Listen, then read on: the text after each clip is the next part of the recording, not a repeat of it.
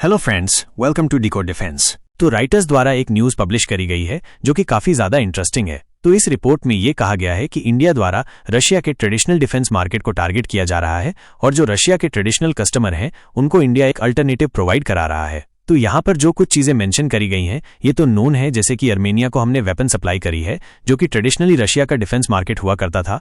लेकिन यहाँ पर विस्तार में बात करी गई है एक्सपोर्ट इंपोर्ट बैंक की, जिसके अंतर्गत इंडिया सॉफ्ट लोन प्रोवाइड करा रहा है इंडियन वेपन्स को परचेज करने के लिए। और इंडिया की जो स्ट्रैटेजी है जिसके अंतर्गत अफ्रीका और साउथ अमेरिका के डिफेंस मार्केट को टारगेट करने की कोशिश करी जा रही है, उसके बारे में भी चर्चाएं यहाँ पर करी गई हैं।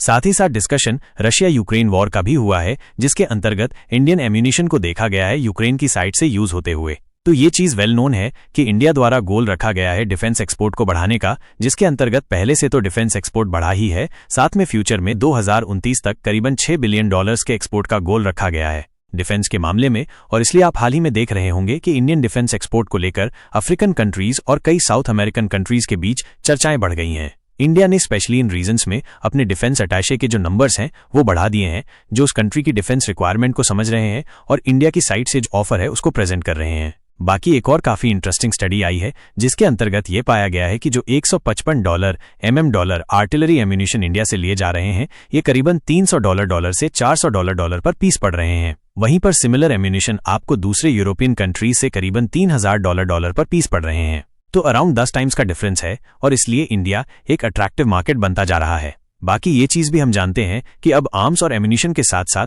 सरफेस टू एयर मिसाइल के एक्सपोर्ट को भी देखा जा रहा है, जिसके अंतर्गत आकाश मिसाइल को मल्टीपल कंट्रीज में पिच किया गया है और ब्राजील ने यहां पर इंटरेस्ट भी शोकेस किया है। वहीं पर इस चीज को बढ़ाकर अब फाइटर एयरक्राफ्ट और कॉम्बैट हेलीकॉप्टर तक पहुंचाया जा रहा है, जो कि कई कंट्री को ऑफर में है। तो इंडिया द्वारा रशिया यूक्रेन वॉर का फायदा उठाया जा रहा है, क्योंकि अभी रशिया अनेबल है अपने वेपन्स को सप्लाई करने को लेकर, साथ ही साथ उनके ट्रेडिशनल वेपन बायर्स को स्पेयर सप्लाई करने को लेकर।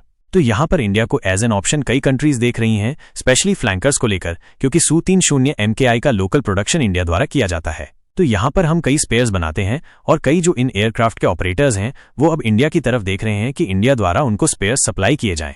इस चीज को लेकर हमने विस्तार में बात करी थी कि कैसे इंडिया ने जो सुपर सुखोई अपग्रेड प्रोग्राम खुद ही इनिशिएट किया है, जिसके अंतर्गत जो हमारे सुखोई MKI हैं उनको इंडिया द्वारा खुद ही अपग्रेड किया जाएगा। ये दूसरी कंट्रीज के लिए भी एक गोल्डन अपॉर्चुनिटी हो सकती है जो इन प्लेटफॉर्म्स को इस्तेमाल करती हैं, क्योंकि हमारे द्वारा जो अपग्रेड पैकेज बनाया जा रहा है ये एक्चुअली रशियन अपग्रेड पैकेज से ज्यादा बेहतर है और कॉस्ट इफेक्टिव भी रहेगा।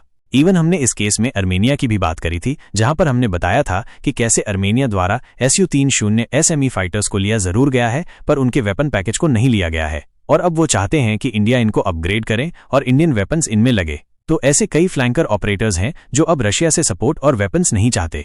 तो रशिया यूक्रेन वॉर के बाद से काफी ज्यादा सैंक्शंस रशिया पर लगे हैं, और क्योंकि ये कंट्रीज भी उन सैंक्शंस की मार नहीं झेलना चाहती, इसलिए ये रशिया से थोड़ा दूर हो रही हैं और इंडिया को एक विकल्प की तरह देख रही हैं। इवन रशिया के लिए भी इंडिया बेनिफिशियल रहा है, इनके ऑयल एक्सपोर्ट में इंडिया ने काफी मदद करी है। तो डिफेंस के मामले में भी रशिया द्वारा इंडिया को एक ऑप्शन की तरह देखा जा रहा है। ब्रह्मोस की एक्सपोर्ट जो है ये इंडिया और रशिया के जॉइंट वेंचर की एक बड़ी सक्सेस है, और सिमिलर सक्सेस को रशिया दूसरे प्रोजेक्ट्स में भी दोहराना चाहेगा, इसलिए Su-57 को ऑफर भी किया गया है, साथ ही साथ इसके लोकल प्रोडक्शन को भी ऑफर किया गया है। पर इसी रिकॉर्ड में एक वीडियो कल टेक्निकल अस्त्र द्वारा शेयर किया गया था, जिसमें हमारे फॉर्मर एयर चीफ से यह सवाल पूछा गया था कि जो रशिया द्वारा ऑफर किया जा रहा है Su-57 के जॉइंट प्रोडक्शन को लेकर उनके क्या विचार हैं। तो उन्होंने कहा था कि जो टेक्नोलॉजी ट्रांसफर करी जा रही है वो मैन्युफैक्चरिंग के आगे होनी चाहिए, ताकि लोकल इकोसिस्टम को भी वो बेनिफिट करें, जिसके अंतर्गत उनका इशारा रियल नो हाउ और नो वाई के ट्रांसफर की तरफ था। और शायद इसलिए FGFA के प्रोग्राम से इंडिया ने हाथ पीछे खींचे थे, क्योंकि वहां भी लार्जली इंडिया मैन्युफैक्चरिंग पार्टनर ही बन रहा था और क्रिटिकल टेक्नोलॉजी का ट्रांसफर नहीं हो रहा था। तो यहाँ पर एक आयरनी भी है, एक तरफ इंडिया चाहता है कि रशिया टेक्नोलॉजी का नो हाउ और नो वाई शेयर करे, वहीं दूसरी तरफ इंडिया ट्रेडिशनल रशियन मार्केट को टारगेट कर रहा है। तो ये एक्चुअली रशिया को भी समझ में आ रही है कि उनकी फिलहाल की जियोपॉलिटिकल पोजीशन में उनके लिए कई कंट्रीज को वेपन एक्सपोर्ट करना मुश्किल रहेगा, क्योंकि ये कंट्रीज वेस्टर्न सैंक्शंस की वजह से ये चीज अवॉइड करेंगी। लेकिन अगर इंडिया के साथ पार्टनरशिप हो जाती है और उस पार्टनरशिप में कुछ बनाया जाता है तो वो कंट्रीज उसे एक्सेप्ट कर सकती हैं। इसलिए रशिया आगे बढ़कर Su-57 के जॉइंट प्रोडक्शन को भी ऑफर कर रहा है। और ब्रह्मोस की जो हाल ही में इंडिया द्वारा सेल की गई है वो एक क्लासिक एग्जाम्पल है कि जॉइंट वेंचर से रशिया को कैसे फायदा मिल सकता है। तो कुछ नहीं से कुछ मिल रहा है जिसका बेनिफिट रशिया को हो रहा है, इसलिए वो आगे बढ़कर इंडिया के साथ फर्दर कोऑपरेशन चाहते हैं। तो ये एक इंटरेस्टिंग डेवलपमेंट है और फ्यूचर में इसकी प्रोग्रेस क्या होती है इस पर भी नज़र बनाए रखने की ज़रूरत है। आई होप इन्फॉर्मेशन यहाँ पर क्लियर रही हो। इसी बात पर इस वीडियो को हम खत्म करेंगे। लाइक करिए, सब्सक्राइब करिए